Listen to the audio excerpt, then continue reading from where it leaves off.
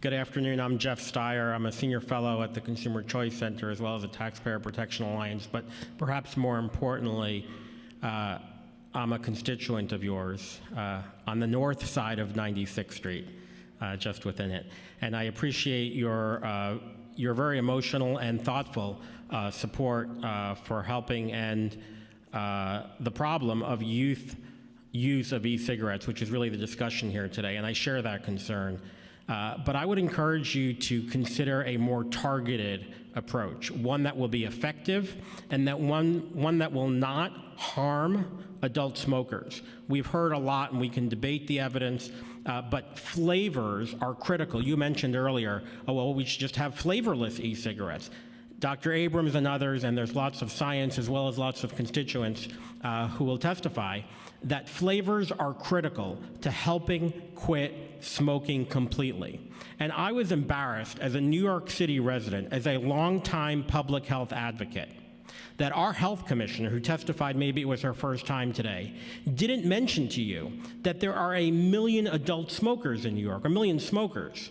Why is that not also a concern? Why doesn't that trouble us? Why isn't that a crisis? If only we had something new that could help them, and we do. Why can't we come together? Why can't we agree that kids should not vape, that any store in New York City that is caught selling e-cigarettes to minors should immediately lose their license? And oh, it's only a small fine, maybe on the second time there's a bigger fine. Put them out of business and do so immediately, because they are the bad actors.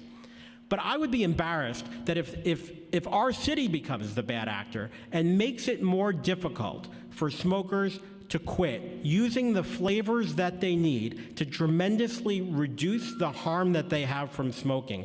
I think we can work together to find more targeted and more effective ways to protect kids, because we should agree that they should not vape, and we should do what we can to help prevent that. But we can be tougher on the bad actors, and we should have some compassion for the adult smokers. It's good to meet you, Mr. Stier. If you ever need a pothole fixed on 96th Street, you can let me know. I appreciate the thoughtful nature of your comments. I do want to repeat that it's just inaccurate to say the city doesn't care about the 1 million smokers. And I gave a partial list of some of the aggressive actions that we've taken to try and curtail smoking by adults and others. It's a very, very long list. It includes banning smoking in almost all indoor public spaces. It now includes banning smoking in public parks.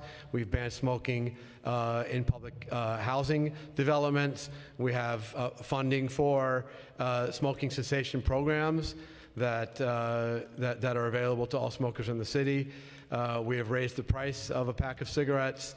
We're reducing the number of outlets where cigarettes can be sold. We are all in the battle against smoking, and we are going to continue that battle.